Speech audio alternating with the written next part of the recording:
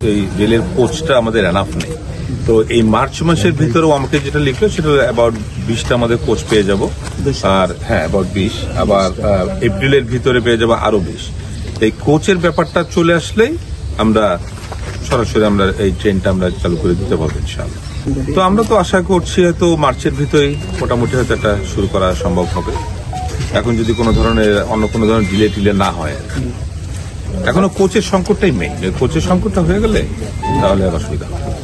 এখন আগের তো অনেক সময় বাংলাদেশে অনেক অপরিকল্পিতভাবে কাজ হয়ে আসছে, তো এখন এই আমাদের এই আপাতত যে অন্তর্বর্তীকালীন গভর্নমেন্ট তারা তো কেউ পলিটিক্যাল না, এবং আমাদের যেটা ইন্টারেস্ট সেটা হচ্ছে বেস্ট ইন্টারেস্ট, তাই না? বাংলাদেশের জন্য, আমাদের লোকালিটির জন্য যেটা বেস্ট ইন্টারেস্ট।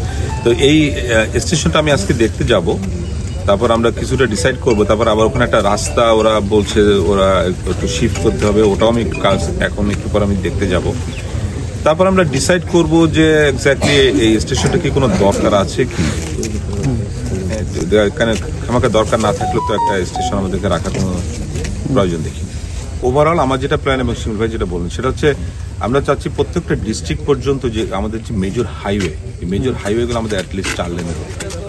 হ্যাঁ, মানে কারণ ওগুলো হবে হচ্ছে প্রত্যেকটা ডিস্ট্রিক্টের হাব, এবং সেখান থেকে আমরা হয়তো এই যে উপজেলা, থানা, যে সমস্ত জায়গায় আমরা নিয়ে যাব, ওগুলো হয়তো ডিপেন্ডিং অন ওখানে যদি দেখা যায় যে ওখানে একটা বড় একটা মেজর আমাদের একটা বিজনেস সেন্টার রয়ে গেছে, তখন হয়তো আমরা রাস্তাটা অনেক বেশি ওয়াইডার করব। যদি দেখি যে সেরকম নেই, শুধুমাত্র হয়তো কিছু কমিউনিটির জন্য আমরা নিয়ে যাচ্ছি, সেখানে হয়তো 2 লেনের রাস্তা করব। কিন্তু প্রত্যেকটা ডিস্ট্রিক্টের হাব পর্যন্ত আমরা 4 লেনের করে আমাদের আমরা চেষ্টা করে যাচ্ছি। হ্যাঁ, ইনশাল্লাহ যত দ্রুত সম্ভব। মানে আমি হয়তো এখানে তো কমিটমেন্ট করতে পারবো না এখন যে এই দিনের ভিতর হবে, কারণ আমরা আর বেশি দিন নেই, কাজেই তবুও চেষ্টা করে যাচ্ছি অ্যাটলিস্ট একটা প্ল্যানটাকে এগিয়ে নিয়ে যাওয়ার জন্য।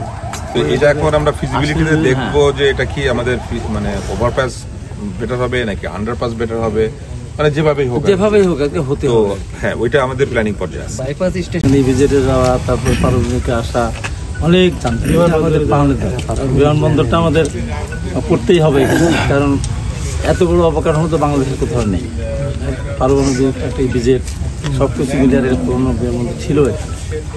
এইটা দুইটা আমাদের খুবই গুরুত্বপূর্ণ, এবং এটা অর্থনৈতিক উন্নয়নের জন্য দরকার। এই যে বিদেশিরা আসে, কয়েক হাজার রাশিয়ান এখানে আসে, তারা ওই বাই রোডে আসতে বা ট্রেনে আসতে তাদের, কিন্তু বিমানটা চালু থাকলে তারা খুব তাড়াতাড়ি আসতে হবে, বাইরেও তাড়াতাড়ি আসতে পারে।